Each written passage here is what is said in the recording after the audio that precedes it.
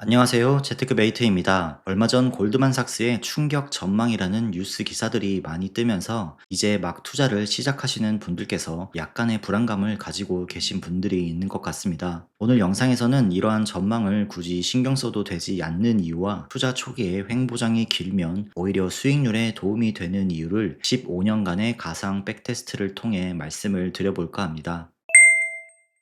멀리 볼 것도 없이 최근 2년간 월가에서의 S&P 500 전망치와 실제 지수를 비교해 보겠습니다. 22년 말과 23년 초의 월가에서는 S&P 500 전망을 매우 어둡게 봤습니다. 그도 그럴 것이 22년도가 역사에 남을 만큼의 하락장을 보여주었기 때문에 장밋빛 전망을 하기에는 분위기가 좋지 않았습니다. 22년 말 3,800이던 S&P 500 지수는 대부분 23년 하반기가 되어야 회복이 될 것이고 증시는 10% 미만 소폭 상승으로 예상했지만 실제 지수는 4,769로 약 24% 상승으로 마감을 하면서 거의 대부분의 월가 전망치는 예상을 벗어났습니다. 특히 골드만삭스는 4,000으로 전망하며 실제 결과와는 약 20% 이상 벗어난 전망을 했습니다. 24년 역시 마찬가지입니다. 골드만삭스는 2024년 S&P 500 전망을 4,700으로 예상했지만 10월 말 현재 S&P 500 지수는 5,808로 사상 최고치를 계속해서 갈아치우고 있는 상황입니다. 강세장을 예상했던 곳들도 최대 5,400으로 이 정도 상승은 아무도 예상하지 못했습니다. 이렇듯 금융의 최고 전문가 집단으로 볼 수 있는 월가에서도 증시 전망은 늘 빈번하게 틀리기 때문에 앞으로 10년간 횡보장이 온다고 예상치를 발표한들 아니면 반대로 상승이 온다고 한들 그냥 시기에 따라 손바닥 뒤집듯이 전망을 바꾸는 것도 바로 월가이기도 합니다. 하지만 저는 오히려 골드만삭스의 10년간 횡보장이 온다는 소식이 더 반갑게 느껴지기도 했습니다. 세 가지 조건으로 가상 백테스트를 한번 해보겠습니다. 한 주에 만원짜리 S&P 500 주식이 있다고 가정하고 앞으로 15년간 연평균 수익률 10%를 서로 다른 세 가지 조건으로 달성한다고 가정을 해보겠습니다. 첫 번째는 15년간 꾸준히 매년 10% 성장을 기록했을 때, 두 번째는 골드만삭스 예상치대로 10년간 연평균 3% 수익률을 기록하다 최종 15년 연평균 수익률을 10%를 기록했을 때, 마지막으로 10년간 실질적 하락으로 볼 수 있는 1% 수익률을 기록하다 최종 15년은 연평균 10% 수익률을 기록했을 때 세 가지 조건의 최종 수익률을 백테스트 해보겠습니다. 사실 우리가 이론상으로는 횡보나 하락장이 길게 이어질 때 꾸준히 적립을 하면 일정한 비율로 상승할 때보다 더 많은 수익률을 기록할 것이라는 걸 예상해 볼 수 있지만 이를 수치화했을 때 얼마나 큰 차이가 발생을 하는지 알아보도록 하겠습니다.